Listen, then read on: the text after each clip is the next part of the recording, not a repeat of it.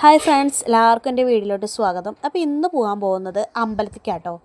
അധികം എല്ലാവർക്കും അറിയുണ്ടാവും, അങ്ങാടിപ്പുറത്തുള്ള തിരുമാതാംകുന്ന് അമ്പലം മംഗല്യയോഗത്തിനും കാര്യങ്ങൾക്കൊക്കെ വളരെ പ്രസിദ്ധമായ ഒരു അമ്പലമാണ് കേട്ടോ. ഏത് കല്യാണം നടക്കാത്ത ആൾക്കാർക്കും ഈ അമ്പലത്തിൽ ചെന്നാൽ കല്യാണം നടക്കുന്നൊക്കെയാണ് കേട്ടോ പറയണേക്കണ്. അതുകൊണ്ട് തന്നെ അത്യാവശ്യം തിരക്കും കാര്യങ്ങളൊക്കെ ഉണ്ടായിരുന്നു കേട്ടോ.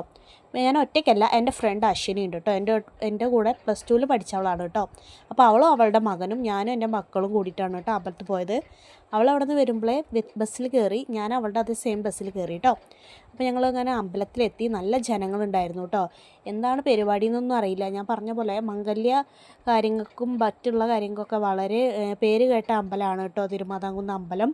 എൻ്റെ ചേച്ചിയുടെ വിവാഹമൊക്കെ കുറച്ചൊക്കെ ഇങ്ങനെ ഡിലേ ആയി നിന്ന സമയത്ത് ഇവിടെ പൂജയ്ക്ക് കൊടുത്തിട്ട് 1 കൊല്ലം കഴിഞ്ഞപ്പോഴത്തേക്കും ചേച്ചിയുടെ കല്യാണം കാര്യങ്ങളൊക്കെ പെട്ടെന്ന് നടന്നു കേട്ടോ.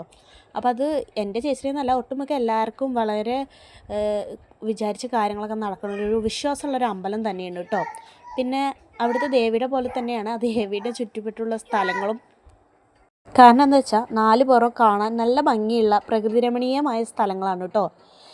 അമ്പലത്തിൽ നിന്ന് താഴോട്ട് ഇറങ്ങി വരുമ്പോൾ താഴെ ഒരു ചെറിയൊരു കാവ് പോലെ, അതുപോലെ താഴെ ഒരു തോട്, ആ തോട്ടിൽ നിന്നാണ് കേട്ടോ ദേവിക്കുള്ള പൂരത്തിന് ദേവീനെ കുളിപ്പിക്കാനൊക്കെ അവിടെ വന്നിട്ടാണ് കേട്ടോ കുളിപ്പിക്കുകയൊക്കെ ചെയ്യാറ്. തൊട്ടടുത്ത് തന്നെ വലിയൊരു പാടം, നടുവിലൊരു വലിയൊരു ആൽമരം.